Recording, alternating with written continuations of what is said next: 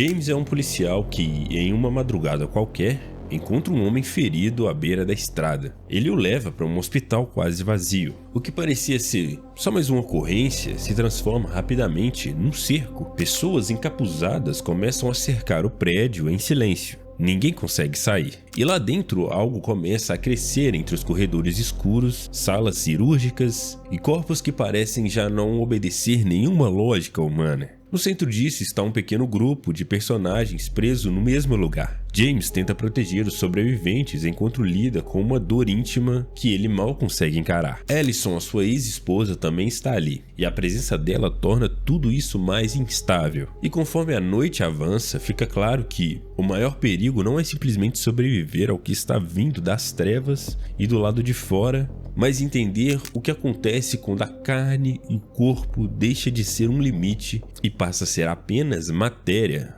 para algo muito pior.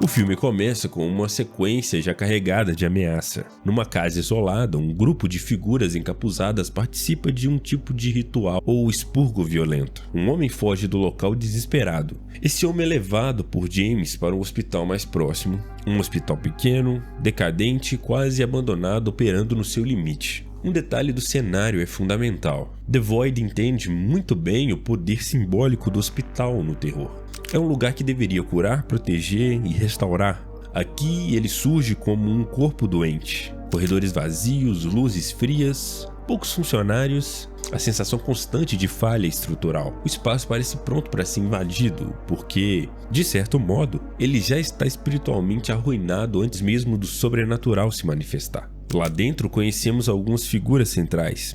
Além de James, temos Allison, sua ex-esposa. Há também o médico Richard Powell, homem respeitado, calmo, mas com uma presença que parece esconder uma camada de frieza difícil de nomear. Existem ainda enfermeiras, pacientes e outros sobreviventes que compõem esse grupo sitiado, cada um reagindo à crise de uma maneira distinta. Alguns em choque, outros negando, outros tentando impor racionalidade a uma situação que rapidamente abandona qualquer regra compreensível. Do lado de fora, o cerco começa. Pessoas usando mantos brancos e capuzes triangulares se posicionam ao redor do hospital. Elas não gritam, não fazem discursos, não se comportam como fanáticos histéricos do cinema mais convencional. Isso torna tudo mais perturbador, com certeza. Eles apenas ficam ali esperando, impedindo qualquer fuga. A imagem desses cultistas é um dos maiores trunfos desse filme. Muito cedo a violência explode dentro do hospital. Uma das pessoas ali sofre uma transformação brutal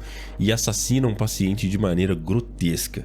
The Void trabalha com uma estética muito ligada ao terror cósmico e ao body horror. Isso aparece em criaturas feitas de carne, tentáculos, fusões e deformidades que parecem negar qualquer ideia estável de anatomia. James tenta manter as pessoas vivas organizadas, mas logo fica evidente que a polícia, a medicina e a lógica cotidiana não têm ferramentas para lidar com aquilo. O hospital vai se tornando um espaço cada vez mais labiríntico e, paralelamente, o filme vai revelando que Richard Powell é muito mais do que um médico tentando administrar numa crise. Aos poucos a gente entende que ele está ligado ao culto e a experimentos que ultrapassam qualquer ética humana.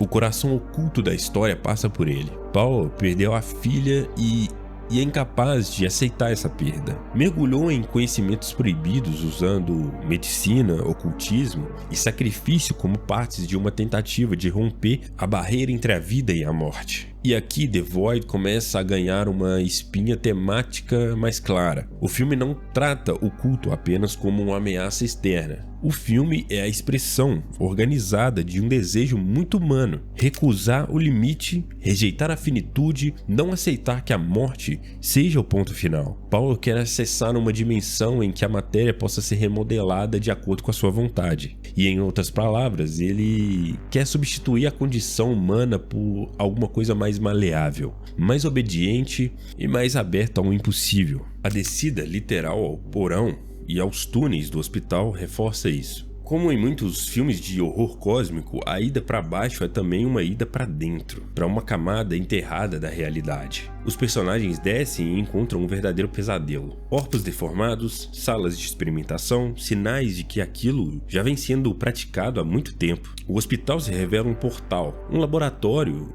e, ao mesmo tempo, um templo. Durante esse processo, o filme também trabalha conflitos emocionais de James. Sua relação com Ellison é marcada por um luto. Aos poucos entendemos que os dois perderam um filho antes dos eventos do filme, e essa perda corroeu o vínculo deles. Essa camada é importante porque faz de James um contraponto direto a Powell. Ambos são homens marcados pela morte de uma criança. A diferença está na resposta. Powell transforma a dor em violação da realidade. James tenta continuar existindo apesar da dor, mesmo de maneira incompleta e fracassada. O triângulo simbólico repetido ao longo do filme vai deixando de ser apenas um elemento visual e se torna uma assinatura de passagem, de invocação, de reorganização da matéria e do espaço. O filme nunca explica tudo com clareza total, e isso para mim é uma qualidade. Em vez de fornecer um manual de sobrenatural, ele constrói uma sensação de que existe uma ordem antiga, ampla e inumana operando por trás de tudo. Powell se afirma então como o principal agente desse processo. Seu objetivo final envolve reencontrar ou recriar a filha morta. Mas isso já não pode ser chamado de amor em qualquer sentido reconhecível. O luto dele foi tão corrompido pela recusa que virou quase que um delírio messiânico. E o filme é inteligente porque nunca representa isso como uma genialidade sombria ou como um vilão brilhante e sedutor. O Powell é alguém devastado que levou sua devastação até um ponto irreversível. Opa, beleza, eu só quero me apresentar, eu sou o Raoni e eu quero te fazer alguns pedidos. Talvez você já saiba o que é. Dê o like, se inscreve, pode comentar algo aí que você queira comentar, que isso vai me ajudar pra caramba, beleza? Na reta final, a narrativa mergulha de vez no horror cósmico. As fronteiras do hospital colapsam e os personagens entram numa dimensão que parece ser feita de ruínas, neblina, escuridão e formas monstruosas. O filme quase abandona o realismo espacial e passa a operar numa lógica de pesadelo mesmo. Não estamos mais diante de um prédio sitiado, mas de uma travessia para um lugar onde morte, matéria e consciência já não se organizam conforme entendemos no nosso mundo real.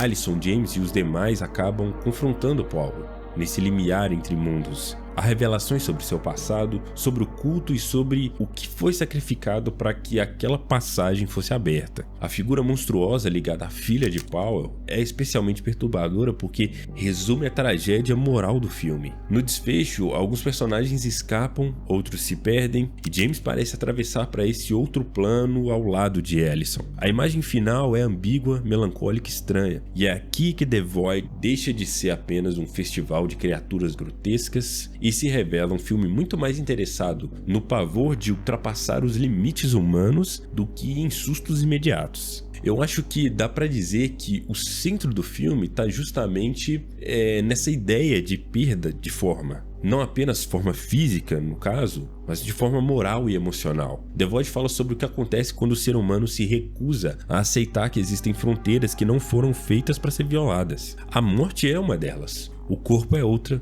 a identidade também. Richard Powell tenta vencer a morte como se a morte fosse um defeito técnico, e é justamente aí que o horror cósmico entra em cena. O universo de The Void responde a essa tentativa entregando uma abominação. Esse é um traço muito forte de obras influenciadas por Lovecraft e pelo horror cósmico em geral. O problema nunca é apenas encontrar um monstro. O problema é descobrir que a realidade é muito mais indiferente, vasta e instável do que a mente humana consegue suportar. Mas o filme também pode ser lido como uma reflexão sobre luto e recusa. James e Powell são dois espelhos quebrados um do outro. Os dois foram tocados pela morte de uma criança, os dois carregam a marca dessa perda. Só que James, mesmo destruído, ainda habita o mundo dos vivos. Ele não superou no sentido bonito da palavra. Ele não virou exemplo de equilíbrio. Ele apenas continua. E continuar aqui já é um ato bem duro. Já Powell não aceita continuar sobre a condição humana comum. Ele exige reversão, exige passagem, exige a ruptura das regras. Outra leitura possível está na crítica ao impulso humano de transformar conhecimento em autorização moral. O Powell é médico, portanto pertence a uma instituição ligada à cura, à ciência e ao controle do corpo. Só que o filme embaralha isso com o ocultismo, e o resultado é revelador. Tanto a ciência quanto o esoterismo podem se tornar instrumento de desumanização quando são arrancados de qualquer limite ético. O problema não é saber demais, o problema é acreditar que saber demais nos dá o direito de remodelar a vida conforme a nossa carência. E no fim, The Void lembra que o horror não começa quando a morte chega. Começa quando alguém decide que ela não vale mais como nosso limite final.